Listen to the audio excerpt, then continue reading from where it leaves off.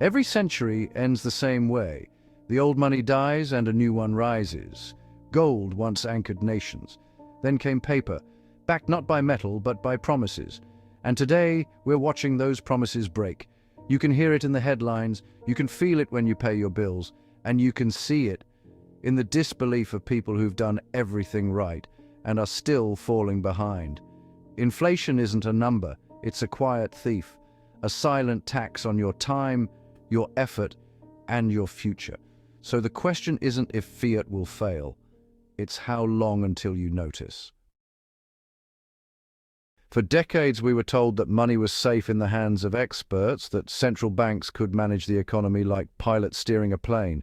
But the truth is, they're not pilots, they're passengers with access to the fuel gauge. Every new bailout, every stimulus package isn't a fix, it's a confession that the system no longer works without printing new money to sustain the illusion of growth. We call it quantitative easing, but in plain words, it's dilution.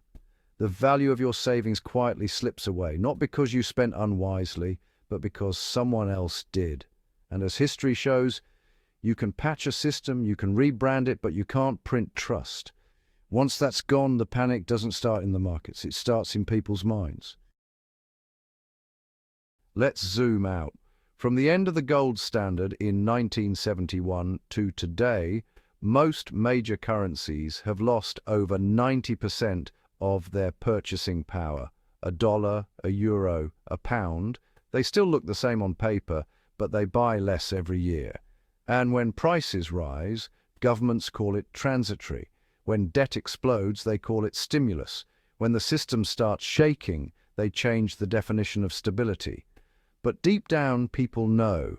They feel it when rent climbs faster than wages, when savings accounts earn nothing, when owning real assets becomes a privilege, not a right. The modern economy runs on borrowed time and borrowed trust. Debt has replaced productivity. Printing has replaced prudence. And optimism has replaced accountability. You don't need to be an economist to see the cracks. You just need to buy groceries. Then came 2008. The global financial system, the same one built on expert promises, collapsed under its own weight. Banks failed, families lost homes, and governments did the only thing they knew: they printed more. But in that chaos, something new emerged. A simple file shared anonymously, a white paper, a blueprint for money that couldn't be corrupted, couldn't be inflated, and didn't need permission to exist. Its creator, Satoshi Nakamoto, left a message inside the very first block: Chancellor on brink of second bailout for banks. It wasn't just a headline, it was a warning. Bitcoin wasn't created to make people rich, it was created to make them free. A monetary system built not on trust, but on code. Not on promises, but on proof. And for the first time in modern history, money became something you could verify, not just believe in. Bitcoin doesn't care about politics, it doesn't care who wins elections or what central banks decide. It runs, block by block, mathematically, transparently, incorruptibly. There's no CEO, no bailout, no too big to fail, just 21 million coins, forever capped. Every 4 years, the supply slows. Every 10 minutes, new blocks secure the network. Every transaction adds to a chain no one can alter. That's not speculation, that's architecture.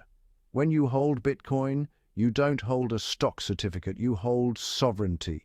It's the ultimate hedge, not against volatility, but against manipulation. While fiat bleeds from inflation, Bitcoin breathes from limitation. Its volatility isn't a flaw, it's a reflection of freedom rediscovered. As trust collapses in the old system, Bitcoin quietly absorbs the belief it lost. At first it was fringe, then it was funny, then it was feared. Now, it's foundational. Countries are adding Bitcoin to their reserves, corporations are holding it on their balance sheets, and everyday people from Argentina to Zimbabwe are using it not to get rich, but to escape financial chaos. Every adoption story begins the same way. doubt, then curiosity, then conviction. Because once you understand what Bitcoin protects you from, you can't unsee it. And every time a government inflates, a Bitcoiner strengthens. That's how every paradigm shifts. Quietly, then suddenly. Bitcoin isn't about making a quick profit. It's about, finding peace in a noisy world. When currencies crumble, when banks freeze withdrawals, when trust just evaporates, Bitcoin stays open. It doesn't need permission.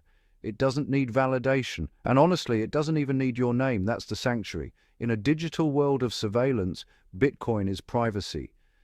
In a financial system of inflation, Bitcoin is integrity.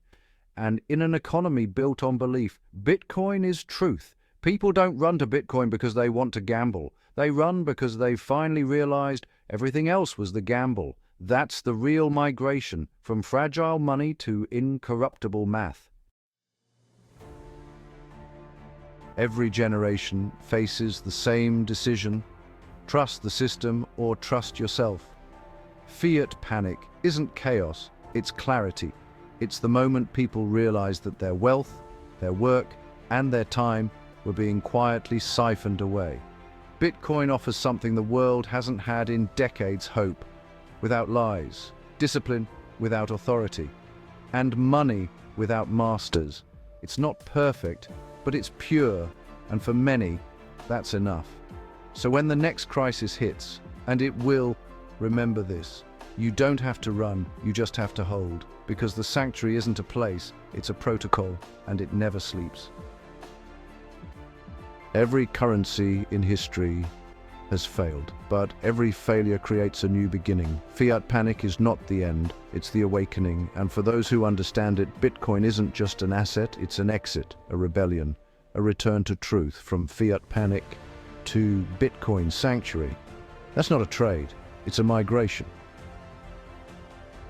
If you'd rather face reality than follow the herd, subscribe and join the climb, because the mountain doesn't move, and neither should your conviction.